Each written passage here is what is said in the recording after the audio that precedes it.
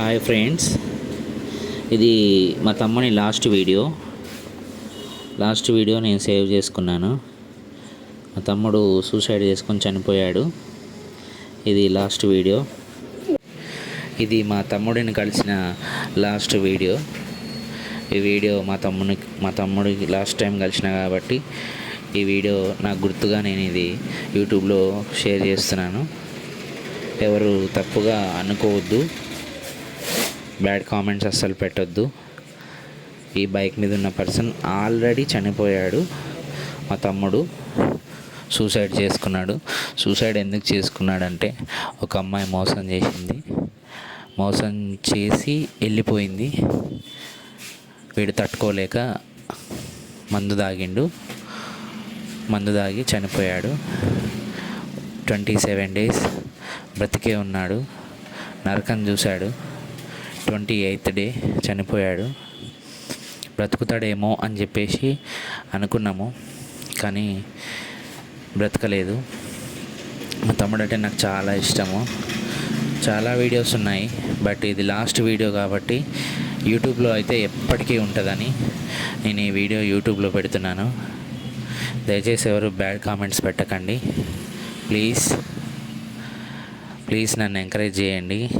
Please, ఈ video నా last video కాబట్టి, మా తమ్ముడిది లాస్ట్ వీడియో కాబట్టి, నాది ఫస్ట్ వీడియో కాబట్టి ప్లీజ్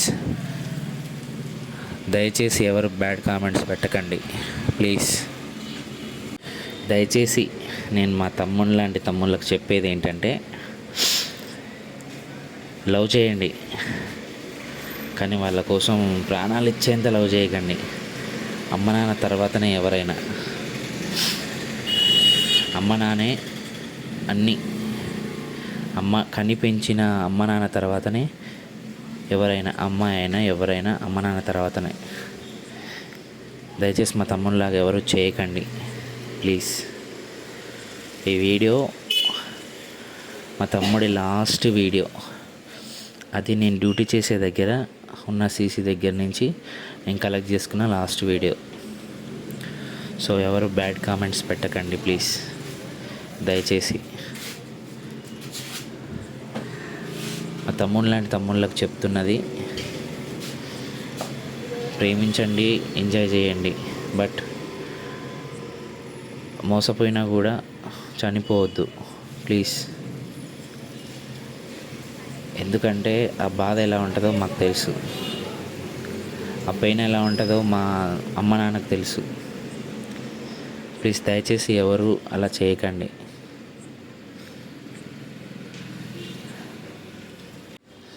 ఇలా ప్రేమించిన దానికోసం అమ్మ నాన్నలని అందరినీ వదిలేసి అలా దూరంగా, అందరికీ దూరంగా వెళ్ళే బదులు అమ్మ నాన్న చెప్పినట్టు విని బుద్ధిగా ఉంటే మంచి పేరు వస్తుందని నేను అనుకుంటున్నాను.